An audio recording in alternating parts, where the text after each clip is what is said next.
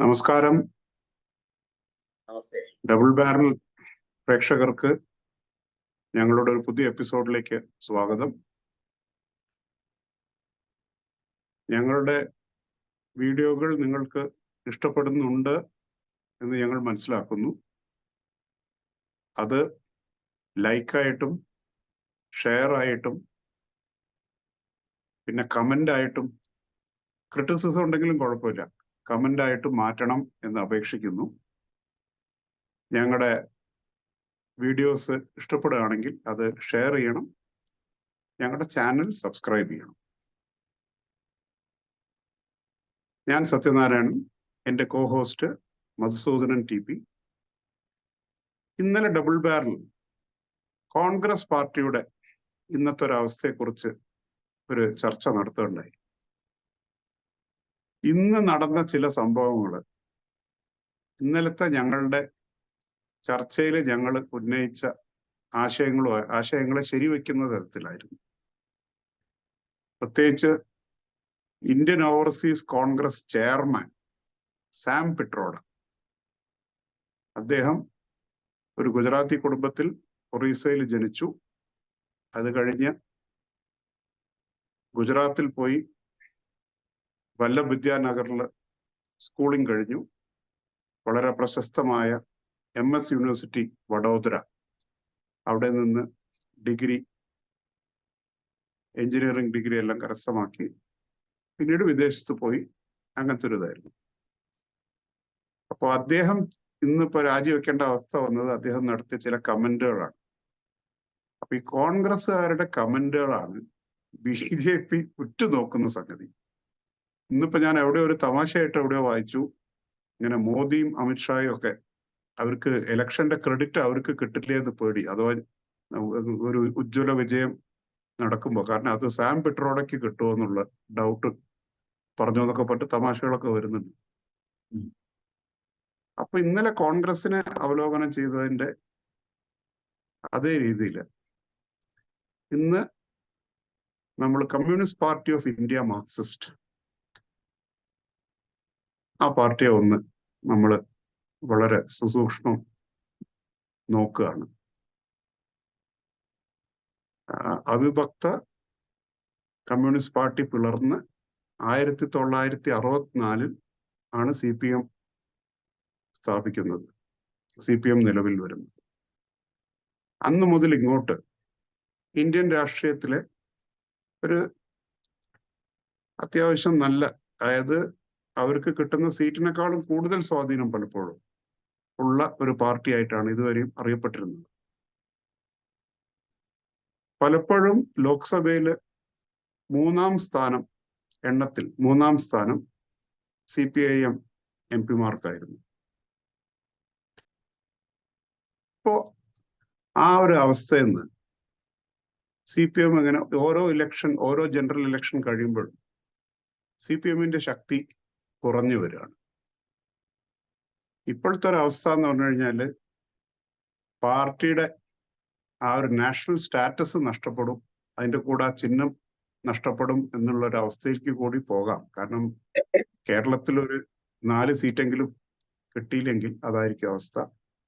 അതിന് ചില കണ്ടീഷൻസ് ഉണ്ട്.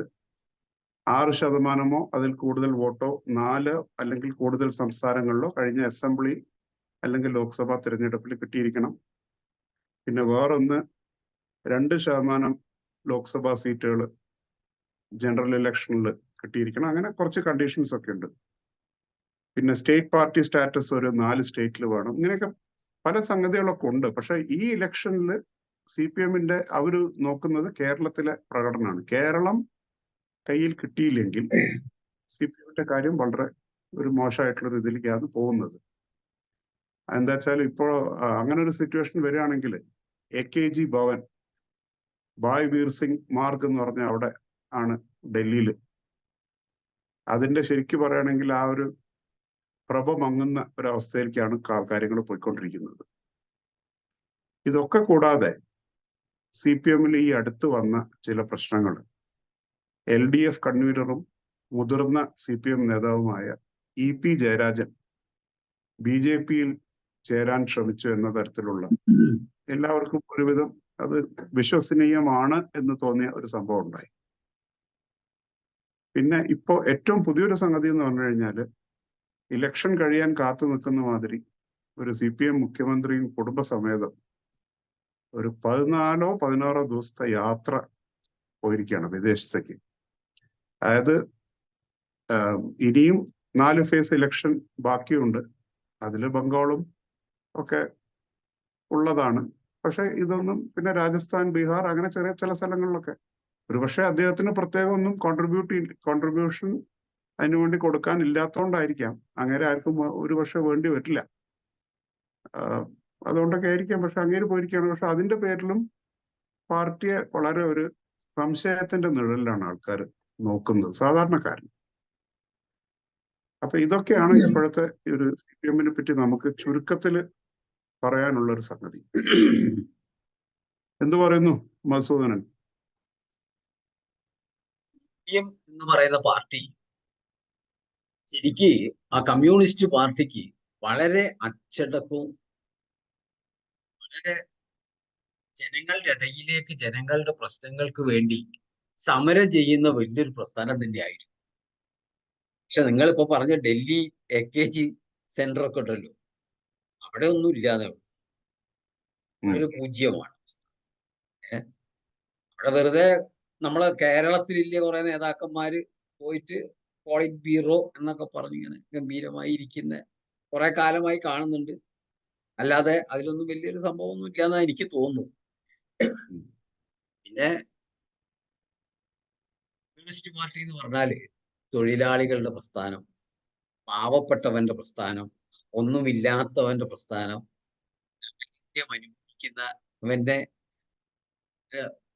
അവർക്ക് വേണ്ടി അവരുടെ ഉന്നമനത്തിന് വേണ്ടിയുള്ള പ്രസ്ഥാനം, ജാതീയതയിൽ നിന്ന് ജനങ്ങളെ പുറത്തേക്ക് കൊണ്ടുവരാനുള്ള പ്രസ്ഥാനം, ഈ അന്ധവിശ്വാസങ്ങളിൽ നിന്ന് ജനങ്ങളെ ചങ്ങല പൊട്ടിച്ചെറിഞ്ഞ് ഒരു വിപ്ലവം സൃഷ്ടിക്കാനുള്ള പ്രസ്ഥാനം എന്നൊക്കെ പ്രസംഗിച്ച് നടന്നിരുന്ന ആ പ്രസംഗിച്ചതിന്റെ ഒരു 50% അവരത് നിറവേറ്റാൻ അവർക്ക് സാധിച്ചിരുന്നു ഇല്ല എന്ന് പറയാൻ പറ്റില്ല. കേരളത്തിൽ ഒരു ബംഗാളിലും പറ്റിയിരുന്നതിന്റെ തെളിവാണല്ലോ ബംഗാളിൽ അവർക്ക് ഭരിക്കാൻ പറ്റിയത്. അതേമാതിരി ഒരു ദാരിദ്ര്യം നാടായിട്ട് ത്രിപുര, ആ ദാരിദ്ര്യത്തിനെ ചൂഷണം ചെയ്തുകൊണ്ട് അവിടെയും കുറെ ഭരിച്ചു. അതേമാതിരി കേരളത്തിൽ ഉണ്ടായിരുന്ന ഉച്ചനീചങ്ങളൊക്കെ ഉണ്ടല്ലോ, അതിനെതിരെയൊക്കെ സമരം ചെയ്ത് പാവപ്പെട്ടവനെ പൊട്ടനാക്കിയും കേരളവും ഭരിക്കാൻ കിട്ടി. ബംഗാളും അതന്നെ. ബംഗാളിലും അത് അങ്ങനെയാണ്. ആദ്യം നമ്മൾ വിചാരിച്ചിരുന്നത് ഇവർക്ക് ആദ്യം ഞാൻ മുമ്പ് പറഞ്ഞിരുന്ന തരത്തിലുള്ള പല ക്വാളിറ്റീസുമുള്ള ഒരു പ്രസ്ഥാനമാണത്. അതുകൊണ്ട് ജനങ്ങൾ ആകർഷിക്കപ്പെട്ടു. അങ്ങനെ പറഞ്ഞു പൊട്ടനാക്കി ആകർഷിക്കപ്പെട്ടു. അതുകൊണ്ട് CPM എന്ന് പറയുന്ന പാർട്ടി ദാരിദ്ര്യം ഇവിടെയുണ്ടോ, ദാരിദ്ര്യം ഇല്ലാതായാൽ ജനങ്ങൾ ഉന്നമനത്തേക്ക് വന്നു കഴിഞ്ഞാൽ CPM ഇല്ല. ആ സാധനം ഇല്ല. പിന്നെ അതിന്റെ ആവശ്യവുമില്ല. പണ്ട് കാലത്ത് ഇതൊക്കെ കേരളത്തിൽ വേണ്ടി വന്നിരുന്നു. കാരണം ജാതീയതയുടെ പ്രശ്നം, അങ്ങനെ ഒരുപാട് പ്രശ്നങ്ങൾ ഉണ്ടായിരുന്നു. അപ്പൊ ആ സമയത്തൊക്കെ ഒരു വിപ്ലവത്തിന് വേണ്ടി ഇതൊക്കെ ആവശ്യമുണ്ടായിരുന്നു. അത് കഴിഞ്ഞാൽ പിരിച്ചു വിട്ട് പൊളിച്ച് വലിച്ചെറിയേണ്ട സാധനമായിരുന്നു. പക്ഷെ ജനങ്ങളെ വീണ്ടും പൊട്ടന്മാരാക്കി. നിങ്ങൾ കേരളത്തിന്റെ ഒരു സ്ഥിതി ആലോചിച്ചാൽ, ഇത് കാസർഗോഡ് മുതൽ നമ്മൾ ഓരോ ജില്ലകൾ വേണമെങ്കിൽ ഒന്ന് കയറി ഇറങ്ങി നോക്കാം. എല്ലാ ജില്ലകളിലുള്ള എല്ലാ ഇൻഡസ്ട്രിയലുകളും അടച്ചുപൂട്ടി. എന്തിനു പറയുന്നത്, ഞാനും നിങ്ങളും കോഴിക്കോട്ടുകാരാണ്.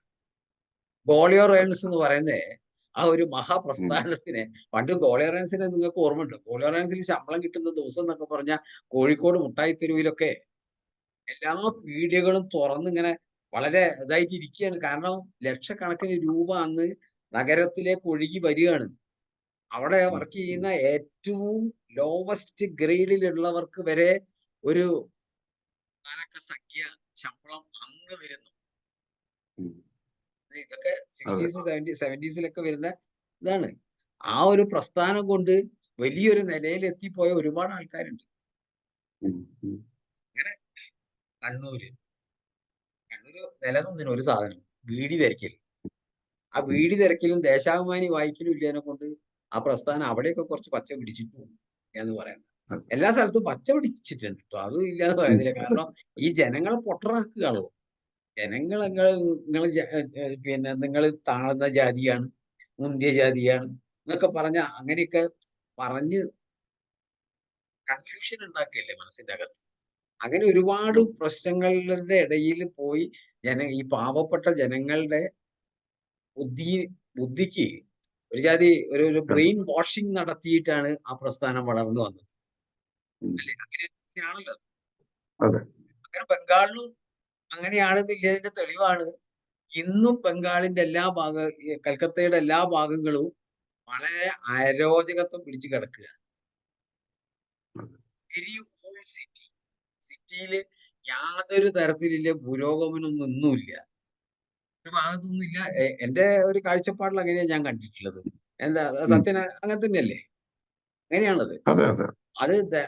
അതിൽ നിന്നൊന്നും മോചനം ഇന്ന് വരെ ഉണ്ടാക്കാൻ പറ്റിയില്ല.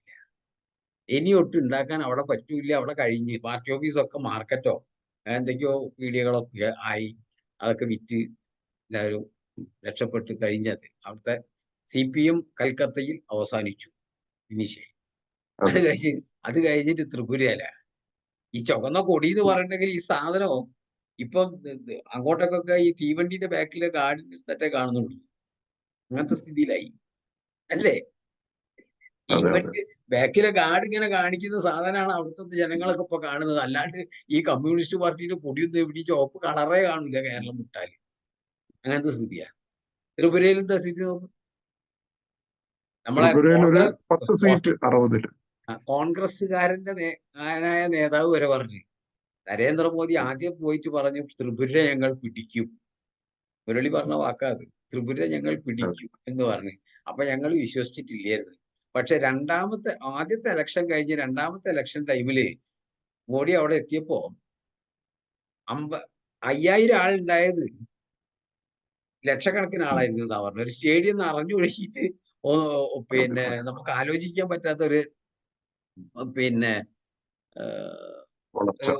ഒരു വളർച്ചയാണ് അവിടെ ഉണ്ടായത്. അത് കഴിഞ്ഞ് അവിടെ മുഖ്യമന്ത്രി ഒരു പുതിയ പയ്യൻ തന്നെ മുഖ്യമന്ത്രിയായിട്ട് വരുന്നത്, അയാളെ ഭരണം ഉണ്ടാവുന്നു. അത് കഴിഞ്ഞ് വീണ്ടും ഈ കോൺഗ്രസ് പ്രസ്ഥാനവും കമ്മ്യൂണിസ്റ്റ് പ്രസ്ഥാനവും കൂടി ഒരുമിച്ചിട്ട് നിന്നിട്ട് കൂട്ടിക്കുഴഞ്ഞൊരു മസാല ഉണ്ടാക്കി BJPനെ തകർക്കാൻ വേണ്ടി നോക്കി. സാധിച്ചോ? സാധിച്ചില്ല. അപ്പൊ അവിടുത്തെ ജനങ്ങൾ വെറുത്തുപോയി എന്നുള്ളതിന്റെ ഏറ്റവും വലിയ തെളിവാണ്. ചെറിയൊരു ആന്റി ഇൻകംപറൻസ് കൊണ്ട് പ്രസ്ഥാനം ഒരു തെരഞ്ഞെടുപ്പിലൊക്കെ പൊട്ടുകയൊക്കെ ചെയ്യും. അതൊക്കെ ഉണ്ടാവും. പക്ഷെ ഇത് അങ്ങനെയല്ല സംഭവിക്കുന്നത്. ഇത് പൊളിഞ്ഞ് ഒന്നുമില്ലാതെ എടുത്ത് ജനം വലിച്ചെറിയുകയാണ്.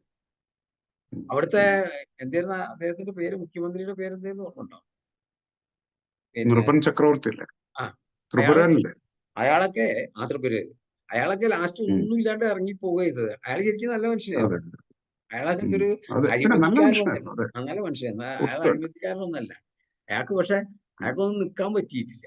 അവിടെ ഒരു റോഡില്ല, ഒരു വെള്ളമില്ല, വിദ്യാഭ്യാസം ഇല്ല, കറണ്ട് മര്യാദക്ക് എല്ലാ സ്ഥലത്തും ഇല്ല, റോഡൊക്കെ ഇൻഫ്രാസ്ട്രക്ചർ ഈസ് കംപ്ലീറ്റ് ഒരു സീറോ ആണ്. അങ്ങനെ ആക്കിയിട്ട് അതിനെയും നശിപ്പിച്ചു. 2 സംസ്ഥാനങ്ങളെ നശിപ്പിച്ച് ഒന്നുമില്ലാതാക്കി. അവിടെ 2 സ്ഥലത്തും ഔട്ടായി. കേരളത്തിൽ നിന്ന് ചെറിയ തോതിൽ നിലനിൽക്കുന്നു. എന്താ കാരണം? അതിന്റെ കാരണം നമ്മൾ ചിന്തിക്കണം. കാരണം എന്താ വെച്ചാൽ ഒറ്റ ഒരു കാരണം കൊണ്ട് ഓരിപ്പോ നിലനിൽക്കുന്നു. മുസ്ലിം സമുദായത്തിനെ ഭയപ്പെടുത്തിക്കൊണ്ട് ഇവിടെ BJP എന്ന് പറയുന്ന വലിയ ഒരു പെങ്കാറ്റ് ഇവിടെ വരാൻ പോവുകയാണ്. നിങ്ങളെയൊക്കെ കാര്യം കഴിഞ്ഞു, നിങ്ങൾക്കൊന്നും ഇനി ജീവിക്കണമെങ്കിൽ ഞങ്ങളില്ലാതെ പറ്റില്ല എന്ന് ഓരോരോ മുസ്ലിം സഹോദരന്മാരുടെയും മനസ്സിന്റെ അകത്ത് ഇഞ്ചക്ഷൻ ഇങ്ങനെ കുത്തി കൊടുത്തിട്ടാണ് ഇപ്പോ നല്ല തരത്തിലും 4 സീറ്റ് കിട്ടി അവിടെ ജയിക്കുന്നത്. എന്നിട്ടും കഴിഞ്ഞ ലോക്സഭാ തെരഞ്ഞെടുപ്പിൽ എത്ര സീറ്റാ കിട്ടിയത്? 1, ഒരേ ഒരു സീറ്റ്. ബാക്കി മുഴുവൻ കോൺഗ്രസ്സുകാരാണ് അവിടെ ജയിച്ചത്. അപ്പൊ കമ്മ്യൂണിസം എവിടെയില്ലത് നോക്കണം. അവിടെയും കമ്മ്യൂണിസത്തിന് യാതൊരു പ്രസക്തി ഇല്ലാതെ ഒന്നും ഇല്ലാതെ കിടക്കുകയാണ് അവിടെയും. പക്ഷെ ഇവര് പറയുന്നത് ഒരു ഭയങ്കര സംഗതിയാണ്. ഇനിയിപ്പോ ചിഹ്നം വരെ പോയിട്ട് പേപ്പട്ടിയോ മരപ്പെട്ടിയോ ഈനാമ്പി വെച്ചൊക്കെ അത് ഓരോ നേതാവ് തന്നെ പറയുകയാണ്. അവരെ അത് നേതാവ് AK തന്നെ ബാലൻ പറഞ്ഞല്ലോ. AK ബാലൻ തന്നെ പറയാ ഇനിയിപ്പോ നമുക്കിത് കഴിഞ്ഞിട്ടുണ്ടാവും. അതിനോട് വളരെ എല്ലാവരും ശ്രമിക്കണം. പാർട്ടിക്ക് മാക്സിമം വോട്ട് ഉണ്ടാക്കണം. ജയിച്ചിട്ട് സീറ്റ് കിട്ടിയില്ലെങ്കിൽ വേണ്ടില്ല, മാക്സിമം 4 വോട്ട് സീറ്റെങ്കിലും. ഉണ്ടാക്കണം. ഇത്ര ശതമാനം വോട്ട് കിട്ടിയില്ലെങ്കിൽ നമ്മള് അടുത്ത പ്രാവശ്യം അരിവാൾ ചുറ്റിയേക്ക് പകരം മരപ്പട്ടിയും കൊണ്ട് നടക്കേണ്ടി വരുന്നത് സ്വന്തം നേതാവ് തന്നെ പറയുകയാണ്, പ്രസംഗിക്കുക. എനിക്ക് തോന്നുന്നു അതിന്റെ ശേഷം അയാൾ എവിടെയും പ്രസംഗിച്ചില്ല, അയാൾ എവിടെയും കണ്ടിട്ടില്ല. ഈ തെരഞ്ഞെടുപ്പ് സമയത്ത് എനിക്ക് തോന്നുന്നു അയാളെ പിടിച്ച് മൂലക്കാക്കിയത്. കാരണം ഇത് വല്ലാത്തൊരു അടിയായി പോയിട്ടുണ്ട് പാർട്ടി. അതുണ്ടാവും. കാരണം വെച്ചാൽ സഹിക്കാൻ പറ്റാണ്ട് പറഞ്ഞായിരിക്കും.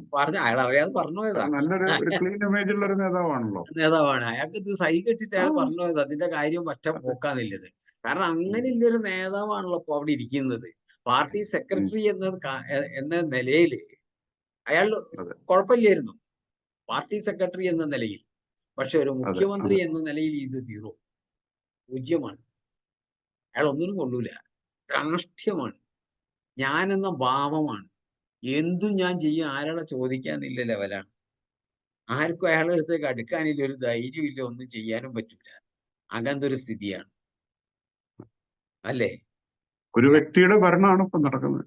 പാർട്ടിക്കുള്ളിലും പിന്നെ അഡ്മിനിസ്ട്രേഷനിലും എല്ലാത്തിലും അങ്ങനെയാണ് നടക്കുന്നത്. ആർക്കും ഒരു ചോദ്യം ചെയ്യാനില്ല, ഒരു അവകാശമില്ല, അധികാരം ഇല്ലാത്ത ഒരു കഴിഞ്ഞ തെരഞ്ഞെടുപ്പിലൊക്കെ കണ്ടിട്ടില്ല. ആ ടീച്ചർ ജയിച്ചു വന്നിട്ട് എന്താണ് നമ്മളെ ആരോഗ്യമന്ത്രി ആയിട്ട് ടീച്ചർ ജയിച്ചു വന്നു എല്ലാം കഴിഞ്ഞിട്ട് ആ സത്യപ്രതിജ്ഞ പോകുന്ന സമയത്ത് അയാൾ ഒന്നും നോക്കും കൂടി ചെയ്തിട്ടില്ല. ആ സ്ത്രീനെ ഒന്നും നോക്കും കൂടി ചെയ്തില്ല. സ്ഥാനം കൊടുത്തില്ല, ഒന്നും കൊടുത്തില്ല, ഒന്നും നോക്കും കൂടി ചെയ്യാതെ അങ്ങ് പോയി. എനിക്ക് അങ്ങനെ ഒരാളെ എങ്ങനെയൊക്കെ ഇടിച്ചു താഴ്ത്താൻ പറ്റുന്നില്ല എന്റെ ഒരു പിന്നെ ഇതാണ് അയാള്.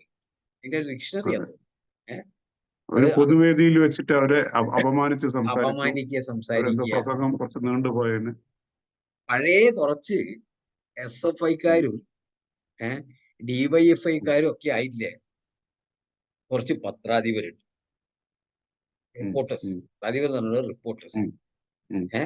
ഇവര് എവിടുന്നോ ഈ ജേർണലിസം ഡിപ്ലോമ എടുത്തിട്ട് ഇങ്ങോട്ട് വന്നിട്ട് ഇവരാണ് ഇപ്പൊ ഈ മൈക്കും പിടിച്ചിട്ട് ഇയാളെ മുന്നിലേക്ക് പോകുക. എന്നിട്ട് ഇയാളെ ഒളിപ്പില്ലാത്ത ചീത്ത കേട്ടാൽ ഓർക്കൊരു പ്രശ്നമല്ല, ഓരോ നേതാവാണ്. സ്വന്തം നേതാവ് പോടാ ഇറങ്ങിയിട്ട് ഇവിടെ കണ്ട പോടാന്നൊക്കെ പറഞ്ഞാലും പിന്നെ എഴുതും പിണറായി എന്നെ ദൈവം. എന്താ ചെയ്യ? ഒരു രക്ഷയില്ല. അതൊരു വലിയൊരു അപമാനം ഒരു പ്രസാദം സ്വീകരിക്കുന്ന പോലെയാണ്. അതിനൊന്നും ആർക്കും ഒന്നും ചെയ്യാൻ പറ്റില്ല. ഇനി ഇവര് ഈ ഒരു കാലഘട്ടത്തിലെ കുറച്ച് ആൾക്കാർ ഒഴിഞ്ഞു പോകാനുണ്ട്. ആ ഒഴിഞ്ഞിട്ട് അത് തൊഴിഞ്ഞില്ലാണ്ടായിട്ട് വേറെ വലിയ പ്രസ്ഥാനങ്ങളിലെ ആൾക്കാരൊക്കെ വരാനുണ്ട്. ഇപ്പൊ ഒരു പിന്നെ പ്രസ് ക്ലബിലേക്കൊക്കെ കയറി കഴിഞ്ഞാല് വലിയ പ്രയാസമാണ് പിടിച്ചു നിൽക്കണമെങ്കിൽ. ആർക്കും ഒന്നും ചെയ്യാൻ പറ്റില്ല. ഒക്കെ പഴയ SFIക്കാരാ, പഴയ DYFIക്കാരാ. അപ്പൊ അവർക്ക് ഈ ഗ്രാസ് റൂട്ടിൽ തന്നെ ഈ SFI എന്ന് പറയുന്ന പ്രസ്ഥാനത്തിനൊക്കെ അങ്ങനെ ഒരു കാര്യമുണ്ട്. അതിലേക്ക് വന്ന് കിട്ടിയിട്ടില്ല ആളുണ്ടല്ലോ, ശരിക്കും ഇതിങ്ങനെ വാഷ് ചെയ്ത് ക്ലീൻ ആക്കിയിട്ട് പിന്നെ ഓന് വേറെ ഒന്നും നോക്കില്ല. കുതിരക്ക് മറ്റേ സാധനം കെട്ടി മരിയ നേരെ മുന്നോട്ടേ നോക്കൂല. ഓൻ അങ്ങോട്ട് നോക്കൂല, ഇങ്ങോട്ട് സൈഡും ആ സൈഡും നോക്കൂല എന്നുള്ളതാണ്. അവൻ ഇങ്ങനെ നേരെ നോക്കിയിട്ടേ ഓടൂല. ആ ഓടുന്ന മാതിരി അവർക്ക് SFI അല്ലാണ്ട് വേറെ ഒന്നുമില്ല തലയിൽ. SFIക്കാരൻ ഒരുത്തനെ സഹായിക്കും, കമ്മ്യൂണിസ്റ്റുകാരനായ ഒരുത്തനെ സഹായിക്കും. നേരെ മറിച്ചിട്ട് ഇപ്പൊ ഞാനോ നിങ്ങളോ ഒരു മറ്റേ കോൺഗ്രസ്സുകാരനോ ഒരു മറ്റേതാണെങ്കിൽ ഒരു സഹായം ചെയ്യൂല. അടിച്ചിട്ട് വേണമെങ്കിൽ എന്തെങ്കിലും നിങ്ങളെ ഇല്ലാണ്ടാക്കാൻ പറ്റുമെങ്കിൽ അതും നോക്കും. അല്ലാതെ ദേഹോപദ്രവം ചെയ്യാൻ പറ്റുമോ അത് ചെയ്യും. അതാണ് കമ്മ്യൂണിസ്റ്റ്. റഷ്യന്റെ ഒരു കഥ തന്നെ ഉണ്ട്. റഷ്യൻ സെറ്റ് ഈ റഷ്യനിൽ എന്തൊരു സർ എന്ന് പറയുന്ന ഒരാൾക്കാരുണ്ട് പോലും ഇത് പഠിപ്പിക്കാൻ പോകുന്നത്, ഈ കമ്മ്യൂണിസം പഠിപ്പിക്കാൻ പോകുന്നത്. വീടുകൾ കയറിയിട്ട് വാട്ട് ഈസ് കമ്മ്യൂണിസം അങ്ങനെ അങ്ങനെ ഈ ഒരു ദിവസം ഒരാള് അയാളെ ഭാര്യയായിട്ട് ഒരു സ്നേഹപ്രകടനം നടത്തുക. ഈ സർ എന്ന് പറയുന്ന ആള്. ഉം. അയാളെ ഭാര്യയായിട്ട് പെട്ടെന്ന് നിന്ന് ഒരു പ്രേമം തോന്നി. ആ പ്രേമം അങ്ങോട്ട് പ്രകടിപ്പിക്കുകയാണ്. പ്രകടിപ്പിക്കുമ്പോ സ്വന്തം മകൻ അപ്പുറം ചെറുതുണ്ട് ശ്രദ്ധിച്ചില്ലേ. ഉം. ഭാര്യ ഉം. ഇയാളെന്ത് വൃത്തികേടാ കളിക്കുന്നത്, ഈ ചെക്കന്റെ മുന്നിൽ നിന്ന് ഇങ്ങനെ വേണ്ടാത്ത കളിയൊക്കെ കളിക്കുന്നുണ്ടോ മറ്റേ. അപ്പൊ ഇയാളെന്താക്കി ചെക്കനെ 2 അടിയൊക്കെ അടിച്ചിട്ടാണ് വാട്ട് ഈസ് കമ്മ്യൂണിസം എന്ന് ചോദിച്ചു. അപ്പൊ ചെക്കൻ അറിഞ്ഞില്ല, ചെക്കൻ അറിയില്ല, ചെക്കൻ കരഞ്ഞ്. അപ്പൊ ഇയാളെന്താ കാര്യം എടുത്ത് പിടിച്ചിട്ട് അൾമറയിനകത്ത് കൊണ്ട് ഭാര്യയെ ശൃംഗരിക്കാൻ. ഈ ശൃംഗരിക്കുന്ന ഉം. മുഴുവൻ ഈ ഹോട്ടലിൽ കൂടെ കണ്ടെന്നാ പറയുന്നത്. ഉം. ഈ ഹോട്ടലിനകത്ത് കൂടെ ചെക്കനെല്ലാം കണ്ട്. അപ്പൊ വൈകുന്നേരം ഇയാള് മറന്നുപോയി. പിന്നെ ഇയാള് വൈകുന്നേരം മടങ്ങി വന്നിട്ടാണ് ആലോചിക്കുന്നത് ചെക്കൻ ഇതിന്റെ അകത്തുണ്ടല്ലോ എന്ന്. എടുത്ത് ഉം. പുറത്തിട്ട് അപ്പോഴും ഉം. ഇയാൾ എന്താണ് വടിയെടുത്തിട്ട് ചോദിക്കുന്നത് വാട്ട് ഈസ് കമ്മ്യൂണിസം എന്നാ. അപ്പൊ ആ ചെക്കൻ ഉം. പറഞ്ഞു ഇപ്പൊ എനിക്ക് മനസ്സിലായി എന്താ കമ്മ്യൂണിസം എന്ന്. അമ്മക്ക് തീരെ ഇഷ്ടമില്ലായിട്ടു, അമ്മ തീരെ എത്ര എതിർത്തിട്ടു അമ്മേനെ പിടിച്ച് ബലാത്കരമായിട്ട് നിങ്ങൾ ശൃംഗരിക്കാൻ നോക്കിയല്ലോ. അതാണ് കമ്മ്യൂണിസം. ബലാത്കരമായിട്ട് എന്ത് വൃത്തികേടുകൾ ചെയ്യാം, അത് ആ ചുറ്റുപാടും നോക്കൂല. അതാണ് കമ്മ്യൂണിസം എന്നുള്ളത് ഇപ്പൊ എനിക്ക് ആൾമാരെ അത്തിരുന്നപ്പോൾ മനസ്സിലായി എന്ന് പറഞ്ഞു. അതാണ് കമ്മ്യൂണിസം. എന്താ തെറ്റുണ്ടോ പറഞ്ഞിട്ട്? അതെ അതെ. ഇതാണ് കമ്മ്യൂണിസം. ഇത് പണ്ടൊരാൾ പ്രസംഗിച്ചതാ, പൊതുവേദിയിൽ പ്രസംഗിച്ച ഒരു പ്രസംഗം ഞാൻ പണ്ട് ഉം. കേട്ടതാ. അത് ഉം. അന്ന് പറഞ്ഞതേ ഉള്ളൂ. അപ്പൊ അങ്ങനെ വലിയൊരു സാധനമാണ് ഇത്. അത് മാതിരി ഇങ്ങനെ പഠിച്ചു വന്നത് അവര്. ഇപ്പൊ ഈ എസ് ഉം. എഫ് ഐക്കാരനായിട്ട് ഒരുത്തൻ അങ്ങോട്ട് കയറി ചെന്നാൽ പിന്നെ ഓനങ്ങനെ സഖാവാക്കി ഇങ്ങനെ മേച്ച് കൊണ്ടുവരുത്. പിന്നെ അത് പോളിഷ് കഴിഞ്ഞ ചെയ്തിട്ടുള്ളൂ. പോളിഷ് ചെയ്തിട്ട് പിന്നെ നമ്മളിങ്ങനെ പോളിഷ് കൂടിയിട്ടാണ് ഡിവൈഎഫ്ഐക്കാരനായി മാറുന്നത്. ഈ ഡിവൈഎഫ്ഐക്കാരൻ പിന്നെ കുറെ പോളിഷ്ഡ് ആയിട്ടാണ് പിന്നെ അങ്ങനെ CPI-കാരൊക്കെ ആവുന്നത്. ഓന് പിന്നെ ഒരിക്കലും നമ്മളെ ചില ഈ സെമിറ്റിക് മതം മാതിരി തന്നെയാണ്. ഉം. ഉം. സെമിറ്റിക് മതം മാതിരിയാണ്. ഇതിനങ്ങോട്ട് കുടിയേറി അതെ കഴിഞ്ഞാൽ പിന്നെ അങ്ങോട്ട് വരാൻ പറ്റില്ല. ഏഹ് അതെ. നമ്മളെ ഈ ഹിന്ദു മതം മാതിരിയല്ല. അത് കോൺഗ്രസ്സുകാരെ ഫുൾ ഹാപ്പിയാ. എവിടെ എന്തിനും റെഡിയാണ്. മറ്റു മതങ്ങൾക്ക് അങ്ങനെയല്ല. അതിനൊരു ചിട്ടവട്ടങ്ങളുണ്ട്. അതിന്റെ അകത്തുനിന്ന് പുറത്തേക്ക് ഒരിക്കലും വരാൻ പറ്റും. വലിയ പ്രയാസമാണ്. വരുന്നവരെന്നൊക്കെ അതെ. പറഞ്ഞിട്ടുണ്ടെങ്കിൽ വലിയൊരു സംഗതി. അപ്പൊ അതേമാതിരിയാണ് ഈ സാധനത്തിന്റെ അകത്ത് കുടിയിട്ട് ലോക്കായി പോയി കഴിഞ്ഞാൽ അതിന് കേഡർ എന്നൊക്കെ പറയും. ഒരു ഉം. കേഡറും ഇല്ല. ഉം. ഓന് സ്വാതന്ത്ര്യം ഇല്ലാണ്ടാകുകയാണ്. ഓനെ അടച്ചു കൂട്ടിയിട്ട് ഓനെ പിന്നെ ഇതാക്കുകയാണ്. അവന് പിന്നെ ജീവിതം ഇല്ലാണ്ടായി മാതിരിയാകുക. അതാണ് എന്റെ അഭിപ്രായത്തിൽ കമ്മ്യൂണിസം. ഉം. ഇനി അല്ല പക്ഷെ വേറൊന്നുണ്ടായിരുന്നു. ഇപ്പൊ നമ്മള് ഇതിന് മറ്റേ മുമ്പുള്ള നേതാക്കളെ ആ ഒരു ക്വാളിറ്റി ഉള്ളവരായിരുന്നു അല്ലെ? ക്വാളിറ്റി ജനാധിപത്യത്തിൽ കൂടി വിശ്വസിക്കുന്നവരെ EMS ഉം. എന്തൊക്കെ പറഞ്ഞിട്ടുണ്ടെങ്കിൽ EMS എന്ന് പറഞ്ഞിട്ടുണ്ടെങ്കിൽ ഒരു സംഭവമാണ് അല്ലേ. ഉം. അയാളെ അതെ അയാളൊരു ഭരണം അയാൾ അന്നത്തെ കാലത്ത് കമ്മ്യൂണിസ്റ്റ് ഭരണം ഉണ്ടാക്കിയ ആളാണ്. ഏഹ് അതെ അതെ. അയാള് ആ ഒരു വലിയൊരു നമ്പൂതിരി ഇതിൽ നിന്ന് വന്നിട്ട് അയാൾ അങ്ങനെ കമ്മ്യൂണിസം പ്രീച്ച് ചെയ്തിട്ട് ആ കമ്മ്യൂണിസത്തിലേക്ക് വരാനായി പറ്റിയിട്ടുണ്ട്. ഉം. അയാൾ അങ്ങനെ ഒരു ഭരണം ഉണ്ടാക്കിയിട്ടുണ്ട്. അയാൾ ഭരണം വെച്ച് മുന്നോട്ട് പോകാൻ അയാൾക്ക് സാധിച്ചിട്ടുണ്ട്. അതൊക്കെ അയാൾക്ക് പറ്റിയൊരു ഒരു ഭയങ്കര ക്വാളിറ്റിയാണ്. അത് കഴിഞ്ഞ് EK നായനാർ. EK നായർ എന്നൊക്കെ പറഞ്ഞ ഒരു നേതാവാണ് അയാൾ. അയാളൊരു അതെ അതെ. ജനകീയനാണ്. ജനങ്ങളുടെ ഹൃദയത്തിൽ ഇങ്ങനെ തൊടുന്ന ആളാണ്. അയാൾ പണ്ടൊരു TV പ്രോഗ്രാം ഒക്കെ നടത്തുന്നത് കണ്ടില്ലേ? ഉം. ഉം. അതെ. പണ്ട് മുഖ്യമന്ത്രിയോട് ചോദിക്കാം. ചോദിക്കാം എന്നൊരു പരിപാടിയൊക്കെ നടത്തുന്നുണ്ട്. ഉം. അതൊക്കെ ഒരു ഭയങ്കര പരിപാടിയല്ലേ, ഒരു രസമല്ലേ, അതെ. ഒരു തമാശ. പിന്നെ ജനങ്ങൾ കാരണം ഓരോരുത്തരുടെ വീട്ടിൽ മുഖ്യമന്ത്രി വന്നിരിക്കുന്ന മാതിരിയാ. ഇയാളെ അതെ. അന്ന് TV തുറന്നിട്ട് എല്ലാവരും വൈകുന്നേരം ആകുമ്പോൾ കാത്തു നിൽക്കുകയാണ് ഇത് കാണാൻ വേണ്ടിയിട്ട്. അങ്ങനെയുള്ള ഒരു ഉം. നേതാവ് ഉണ്ടായതാ. പിന്നെ ഉണ്ടായി ഉം. അച്യുതാനന്ദൻ. ഒരു അതെ. കറകളഞ്ഞ നേതാവാണ്. ഉം. ഉം. അതെ. ഒരു പ്യോറാണ്. അഴിമതി ഉം. ഇല്ല. ഉം. ഒരു അഴിമതി ഇല്ലാത്ത അതെ. പ്യോർ മനുഷ്യനായിരുന്നു. അയാളെടുത്തു അതെ. നിന്നൊക്കെ ഇവരിത് പിടിച്ചു വാങ്ങി. അയാളെയൊക്കെ ഒന്നും അല്ലാതാക്കി. അയാളെ പേര് അതെ. പറഞ്ഞുകൊണ്ട് തെരഞ്ഞെടുപ്പിൽ മത്സരിച്ചിട്ട് ജനങ്ങൾ വോട്ട് കൊടുത്തിട്ട് ഇലക്ഷൻ നിന്ന് ജയിച്ചു കഴിഞ്ഞപ്പോ അയാളെ പിടിച്ച് മൂലക്കിരുത്തിയിട്ട് ഉം. ഇയാള് എന്തോ മുഖ്യമന്ത്രിയായിരുന്നു. ഒരു കമ്മിറ്റിയുടെ ചെയർമാൻ എന്തോ ആക്കി. എന്തോ ഒരു കമ്മിറ്റിയുടെ ചെയർമാൻ ആക്കിയിട്ട് ഒരു കാറും എന്തോ ഒരു റിഫോംസ് കമ്മിറ്റിയുടെ. വാങ്ങി. അങ്ങനെയൊക്കെ ചെയ്യും. അങ്ങനെയല്ലോ ഒരുപാട് വൃത്തികേടുകൾ ചെയ്തുകൊണ്ട് മുന്നോട്ട് പോയ ഒരാളാണ് ഉം. ശരിക്കും ഉം. പറഞ്ഞാൽ നമ്മളെ ഉം. ഈ പിണറായി അതെ. വിജയൻ എന്ന് പറയുന്ന മഹാൻ. ഉം. ഏഹ് അയാൾ ഉണ്ടാക്കിയിട്ടില്ല ഓരോരോ സംഗതികൾ. ഒന്ന് ആലോചിച്ച് നോക്കുക. നമ്മളെ കേരളത്തിന്റെ ഇന്നത്തെ ഒരു സ്ഥിതി 10 വർഷമായിട്ട് 7.5 വർഷമായി ഇനി അതെ. 2.5 വർഷം കൂടി ഉണ്ട്. ജനങ്ങൾ ബാക്കി കിടക്കും. കേരള ജനത സഹിച്ചേ പറ്റൂ. സഹിക്കാതെ ഒരു രക്ഷയില്ല. ഉം. അല്ലേ? അതെ. ഇതെങ്ങനെ ഞാനും ഒരു SFIക്കാരനായിട്ടാണ് എന്റെ രാഷ്ട്രീയത്തിലേക്ക് ഞാൻ വന്നിരുന്നത്. അപ്പൊ നമുക്ക് ഇതിനോട് ഭയങ്കര ഒരു പ്രേമം തന്നെയായിരുന്നു. നമ്മളാ കമ്മ്യൂണിസ്റ്റ് പാർട്ടി ഓഫീസില് പിന്നെ SFIന്റെ ആ ഒരു ചെറിയൊരു ഓഫീസൊക്കെ ഉണ്ടായിരുന്നു. അവിടെ രാവിലെ ഉം. നമ്മൾ എത്തുവോ? ഭയങ്കര ഒരു ആവേശമാണ് ഇതൊക്കെ. കാരണം ഇവര് ഒന്നാമത് നാട്ടിലില്ല മുതലാളിമാരൊക്കെ ഇവിടെ ശത്രുക്കളാണ്. ഉം. നാട്ടിൽ എന്തെങ്കിലും ഒരു മര്യാദക്ക് ഒരു ടെറിക്കോട്ടൺ ഷർട്ടും മറ്റേ ടർലിൻ ഷർട്ടൊക്കെ ഇട്ടോ ഓൻ ബൂർഷയാ. സൈക്കിള് കഴിഞ്ഞ ഒരു സ്കൂട്ടർ വാങ്ങിയ ഓനും ബൂർഷയാ. ഈ ബൂർഷനെ നമ്മൾ കണ്ടിട്ട് ഈ ബൂർഷനെ കാണുമ്പോ ഇങ്ങനെ ഇളകും. നമ്മളെ മനസ്സങ്ങനെയാണ്. അങ്ങനത്തെ ഉം. സാധനമാണ് ഉം. ഇതിന്റെ അകത്ത് ഒഴിച്ചു തന്നിട്ടുള്ളത്. അപ്പൊ അതെ. ഈ ബൂർഷകള് മുഴുവൻ ഇങ്ങനെ കണ്ടാൽ അപ്പൊ ഓൻ ബൂർഷയാന്ന് പറയും. അത് കഴിഞ്ഞ് DYFIയും കൂടി ആകുമ്പോഴേക്കും മഴ ബൂർഷയായി. പിന്നെ നമുക്ക് മറ്റവരെ കണ്ടൂടാ. കണ്ടു കഴിഞ്ഞിട്ട് നമ്മൾ വാളെടുക്കുന്ന ആൾക്കാരായി മാറും. അങ്ങനെയാണ് നമ്മളെ ട്രെയിൻ. അങ്ങനെ ഓരോരോ പ്രസ്ഥാനത്തിന് സമരം ചെയ്തു ഇല്ലാതാക്കി പൂട്ടിച്ച് ദരിദ്രമാക്കിക്കൊണ്ടിരിക്കുന്ന ഒരു പാർട്ടിയാണ് കമ്മ്യൂണിസ്റ്റ്. അതിനെ എത്രയും പെട്ടെന്ന് കേരളീയർക്ക് അവരോട് സല്യൂട്ട് ചെയ്യാൻ പറയാൻ പറ്റിയില്ലെങ്കിൽ കേരളത്തിന്റെ കാര്യങ്ങളൊക്കെ കഷ്ടം. കാരണം കേരളത്തിൽ ഒരു ഇൻഡസ്ട്രി ഇല്ല. ഉപ്പ് ഉം. തൊട്ട് ഉം. കർപ്പൂരം വരെ ഉപ്പ് തൊട്ട് കർപ്പൂരം വരെ മറ്റ് സംസ്ഥാനങ്ങളെ ആശ്രയിക്കുന്നത്. അതെ. അരി വേണമെങ്കിൽ ആന്ധ്രയിൽ പോകണം, പച്ചക്കറി വേണമെങ്കിൽ കർണാടകയിൽ പോകണം, ഉപ്പ് വേണമെങ്കിൽ ഉപ്പിന് തമിഴ്നാട്ടിൽ പോകേണ്ടി വരും, ഉം. തൂത്തുക്കുടി പോകണ്ടോ. അങ്ങനെ അതെ. അങ്ങനെ ഉപ്പ് തൊട്ട് കർപ്പൂരം വരെ എന്ന് പറയാം. വേറെ എല്ലാ സാധനങ്ങൾക്കൊക്കെ അങ്ങനെ ഓർത്തിലും പോകാം.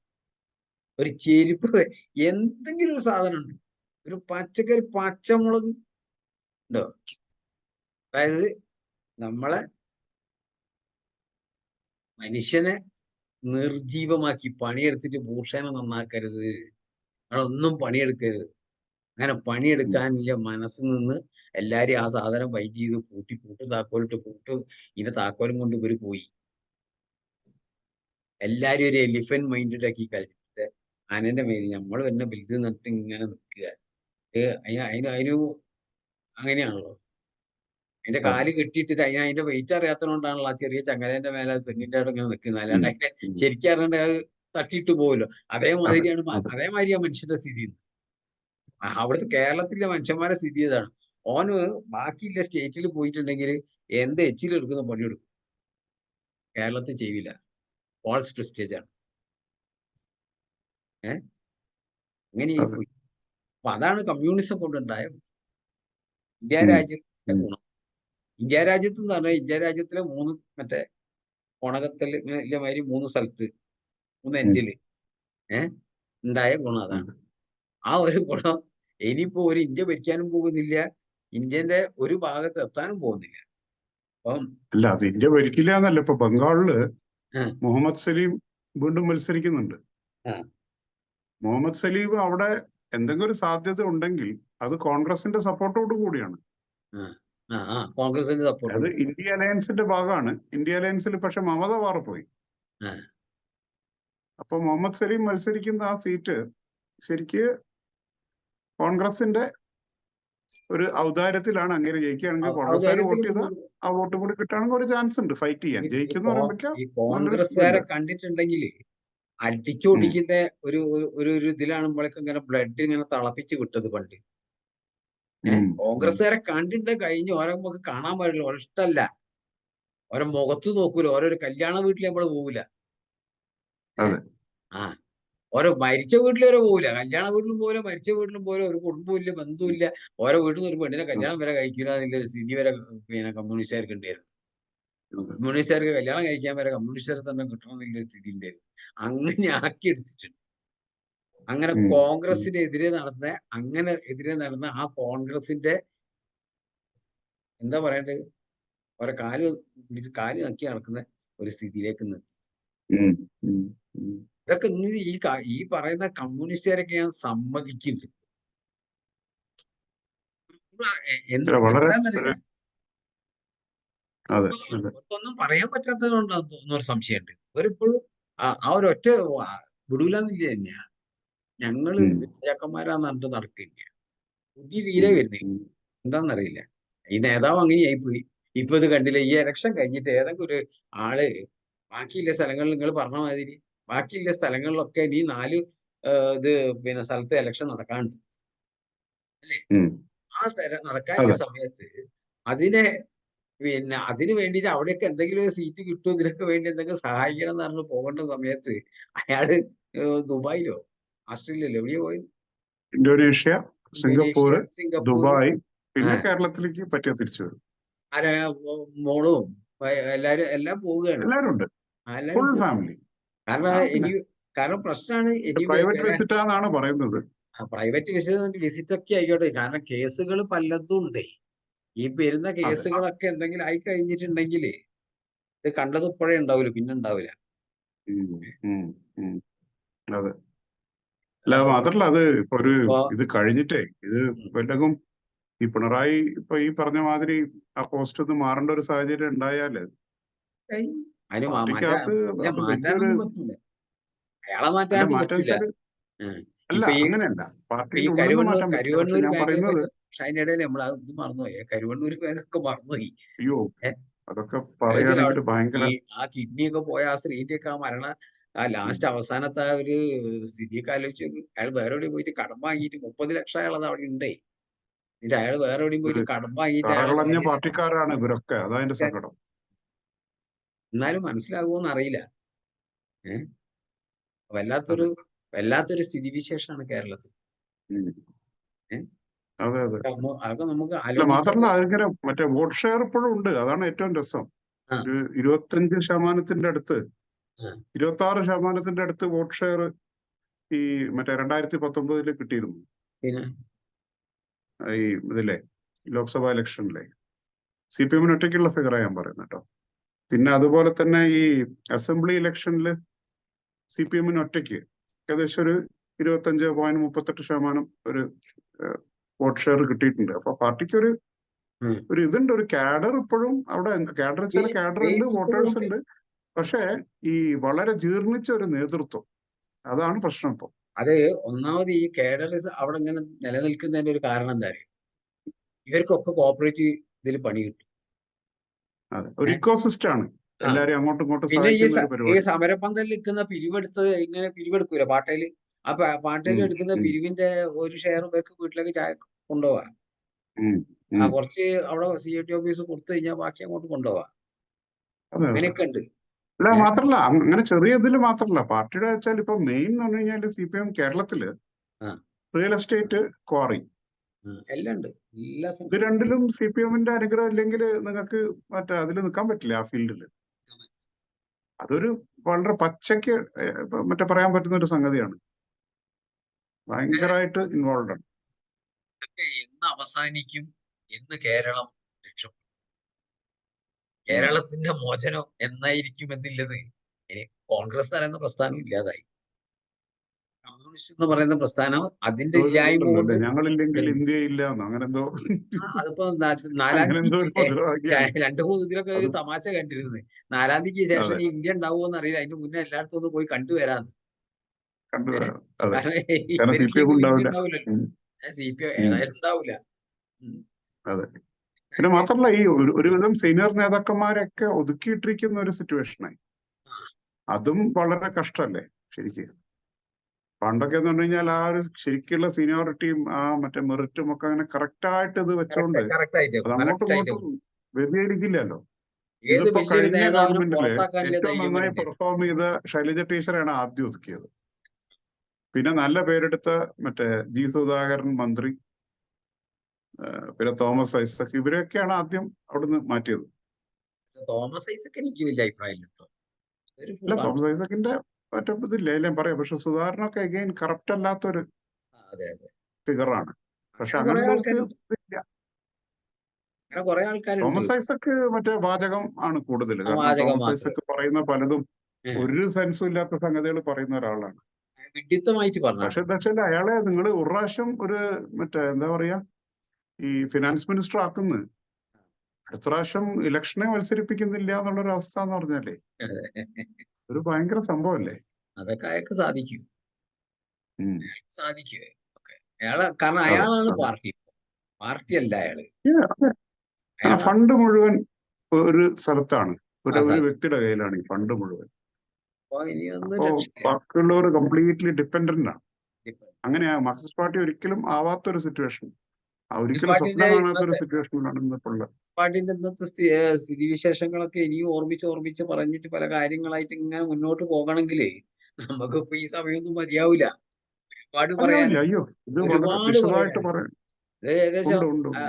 EMS ഭരണത്തിൽ വന്നിട്ട് അവിടുന്ന് ഇങ്ങോട്ടേക്ക് വന്ന ഓരോ സംഗതികൾ ഇങ്ങനെ പറഞ്ഞു പോവുകയാണെങ്കിലേ നമുക്ക് ഇതൊന്നും പിന്നെ ഇങ്ങനെ ഒരു എപ്പിസോഡ് കൊണ്ട് തീർക്കാൻ പറ്റുന്ന ഒരു സംഗതിയൊന്നും അല്ല അത്. അതെ അതൊരു അതെ, വല്ലാത്തൊരു നമുക്ക് ഒരു ഇതിപ്പോ ജസ്റ്റ് ഒരു ഓവർവ്യൂ എന്നേ പറയാൻ പറ്റുള്ളൂ. ഓവർ